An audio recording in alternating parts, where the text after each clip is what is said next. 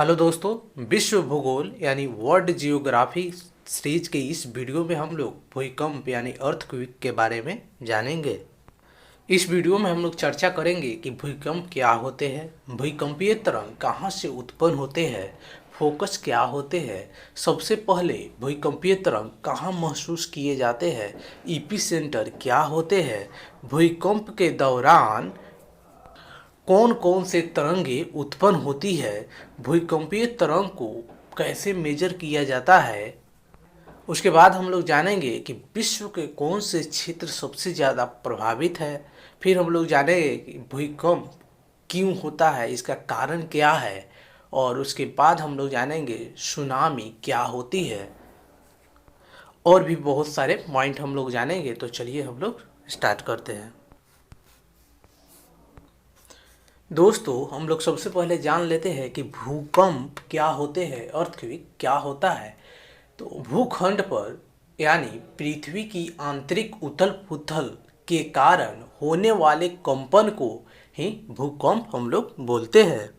ये जो कंपन होते हैं यह पृथ्वी के भूगर्भ में एनर्जी के रिलीज होने के कारण उत्पन्न होते हैं। जैसा कि आप इस फिगर में देख सकते हैं, यहाँ से एनर्जी रिलीज होती है।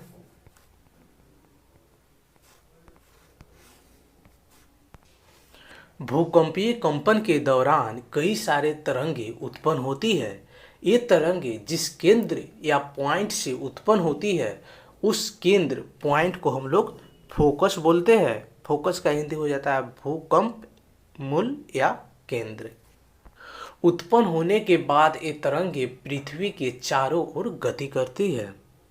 आई होप यहाँ पे आप लोग का फोकस क्लियर हो गया होगा कि फोकस क्या होता है। अब हम लोग जान लेते हैं एपिसेंटर के बारे में।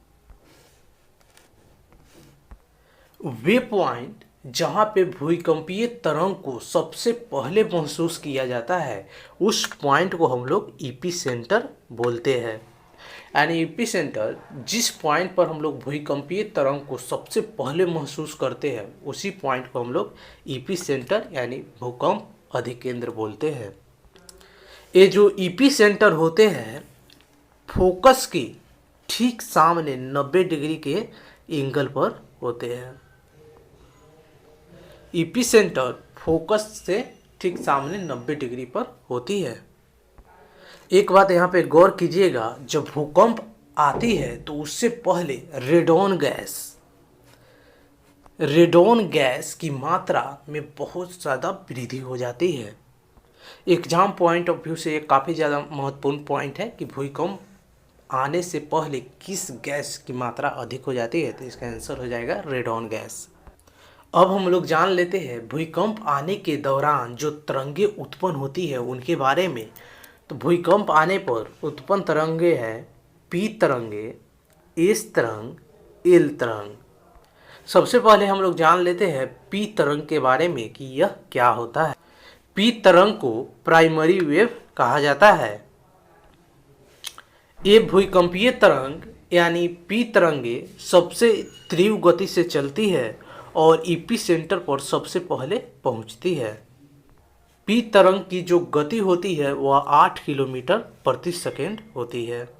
और पी तरंग की जो सबसे बड़ी खास विशेषता होती है ये सॉलिड और लिक्विड दोनों माध्यमों में गति कर सकती है।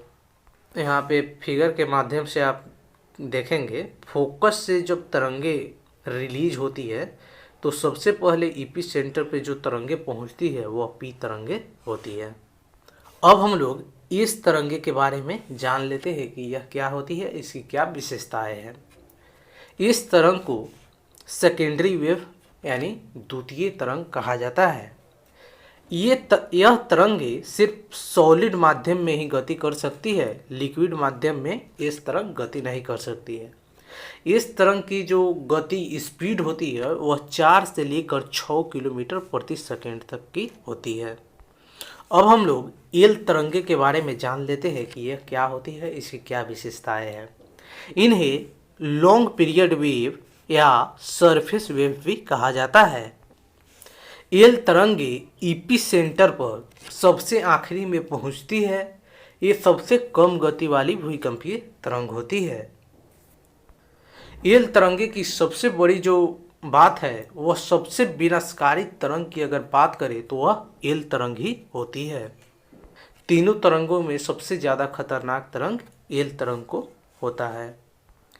यहाँ नोट पॉइंट में आप देखेंगे पी और एस तरंगे पुश करते हुए आगे बढ़ती है, जबकि एल तरंगे जिग जैग वे में आगे बढ़ती है। जिग जैग वे मतलब इस तरह से एल तरंगे बढ़ती है।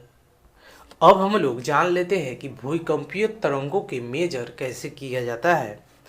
तो भूकंपीय तरंगों की तीव्रता को जिस यंत्र से नापा जाता है उस यंत्र को हम लोग सिस्मोग्राफ कहते हैं।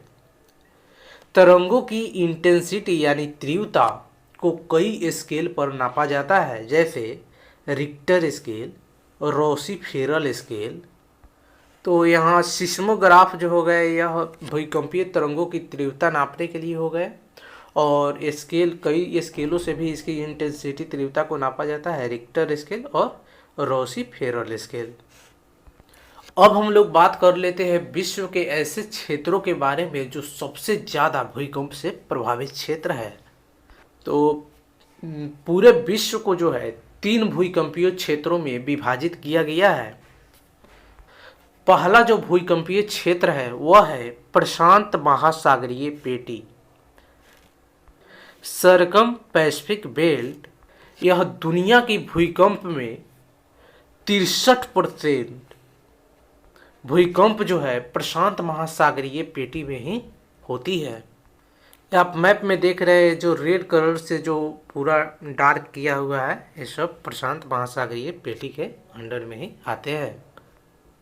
और दूसरा भूकंपीय क्षेत्र जो आते हैं वह है मध्य महाद्वीपीय पेटी यानी मिड कॉन्टिनेंटल बेल्ट। दुनिया के भूकंप का 81% भूकंप जो है मध्य महाद्वीपीय पेटी में ही होती है। यहाँ पे मैप में देखेंगे जो येलो वाला पोर्शन है यह मध्य महाद्वीपीय पेटी का ही पोर्शन है। इंडिया जो है मध्य महाद्वीपीय पेटी में ही आती है। तो इंडिया दूसरा भूकंपीय क्षेत्र में आता है। और तीसरा भूकंपीय क्षेत्र जो है वह है मध्य अटलांटिक पेटी यानी मिड अटलांटिक बेल्ट। दुनिया के भूकंप का 16% भूकंप जो है मध्य अटलांटिक पेटी में ही होती है, यानी सबसे कम भूकंप मध्य अटलांटिक पेटी में ही होती है। मैप में आप देखेंगे यह जो पोर्शन है यह मध्य अटलांटिक पेटी का ही पोर्शन है। अब हम लोग जान लेते हैं कि भूकंप क्यों आती है, इसका कारण क्या है। तो पहला तो कारण हो गया ज्वालामुखी विस्फोट से, दूसरा हो गया हिमखंडों के खिसकने से, तीसरी जो कारण है वह है पृथ्वी की प्लेटों के असंतुलन से, यानी पृथ्वी की प्लेटों के खिसकने और टकराव के कारण भूकंप आती है।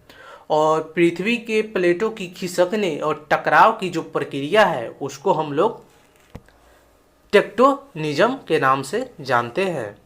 तो यह टेक्टोनिज्म पॉइंट काफ़ी इम्पोर्टेंट है एग्जाम पॉइंट ऑफ व्यू से। यहाँ से क्वेश्चन राइज हो सकता है कि पृथ्वी की प्लेटों के खिसकने और टकराव का जो कारण है होती है उस प्रक्रिया को हम लोग क्या बोलते हैं, तो आंसर हो जाएगा टेक्टोनिज्म। अब हम लोग जान लेते हैं कि सुनामी क्या होती है। सुनामी जापानी भाषा का शब्द है जिसका अर्थ होता है तट पर आने वाली समुद्री लहरें। और सुनामी आने का कारण क्या है तो हम लोग इस सेक्शन में जानेंगे। समुद्र के अंदर जमीन खिसकने या ज्वालामुखी के फटने के कारण महासागर में उत्पन्न होती है। समुद्र के अंदर भूकंप सुनामी का मुख्य कारण होता है। तो दोस्तों इस वीडियो में हम लोग भूकंप के बारे में जाने हैं। आई होप आपको यह टॉपिक जो है क्लियर हो गई होगी। अब हम लोग नेक्स्ट वीडियो में मिलेंगे किसी और नए टॉपिक के साथ। तब तक के लिए धन्यवाद।